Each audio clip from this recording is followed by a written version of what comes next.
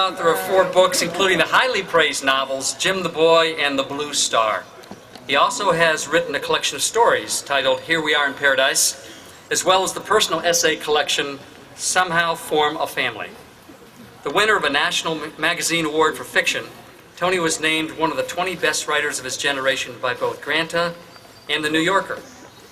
His writing has appeared in Harper's, Esquire, The New Yorker, the Oxford American, the New York Times Book Review, Best American Short Stories, New Stories from the South, and many other magazines and anthologies. Since 1997, Tony has taught at Vanderbilt, where he is the Samuel Milton Fleming Associate Professor of English. He teaches beginning, intermediate, and advanced fiction workshops, along with a seminar in Hemingway and American fiction. He grew up not far from the college in Rutherford County, North Carolina. Welcome home, Tony Early.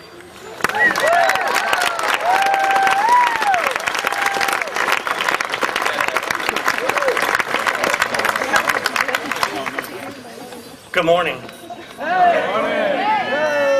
I'm so happy to be here because I've never been to one of these things when I wasn't hungover.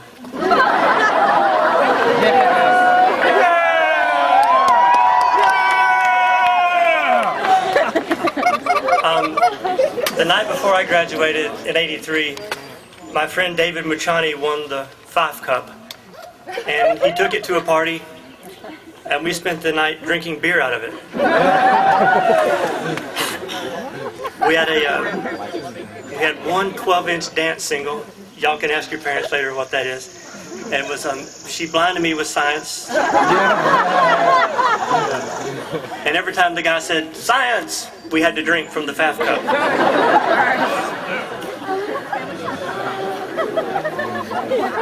On my way to my ceremony, which was in the chapel, I lived in Sage. I drank 2 Coca-Colas on the way to the chapel, and left the bottles outside so I could get them after the ceremony, and then forgot about them.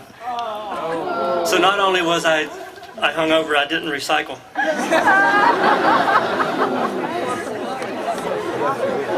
But when I was here in October, I bumped into Professor David Bradshaw, and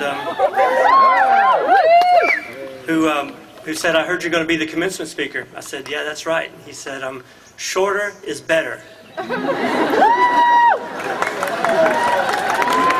So I'm going to move out of the extemporaneous part of the address now and into the written part.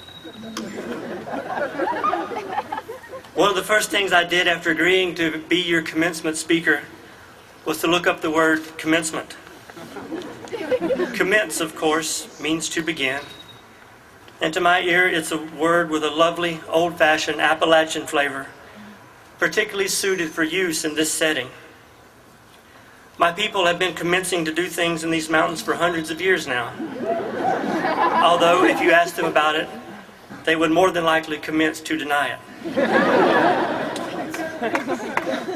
The definition of the suffix ment is the result, product, or means of an action.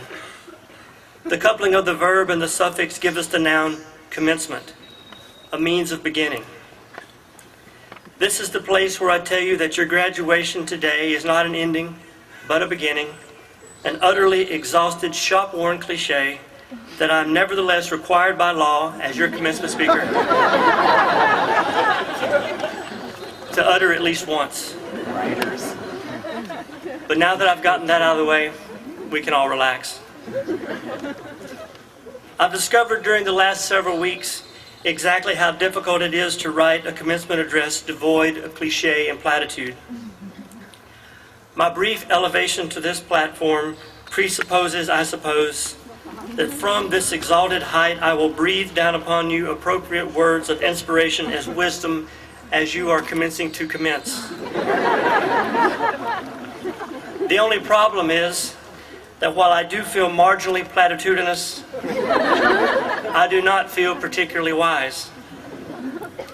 It would seem that I suffer from commencement speaker inadequacy, or CSI.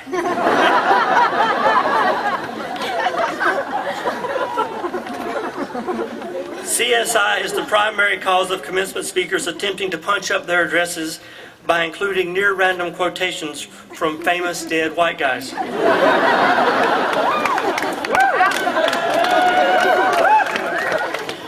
As graduation weekends approach, commencement speakers select these decontextualized nuggets of condensed Caucasian wisdom from anthologies, websites, fortune cookies, and framed posters in the waiting rooms of dentists.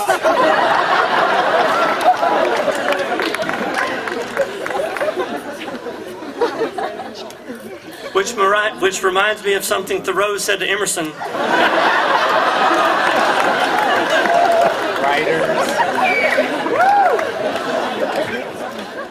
See, I love this place. I knew y'all would get that. Something Thoreau said to Emerson one night in 1845, when Thoreau, taking a break from planting beans at Walden Pond, had dinner with Emerson at Emerson's home in Concord, Massachusetts.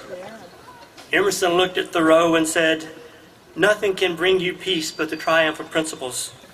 To be great is to be misunderstood. There's no road has not a star above it."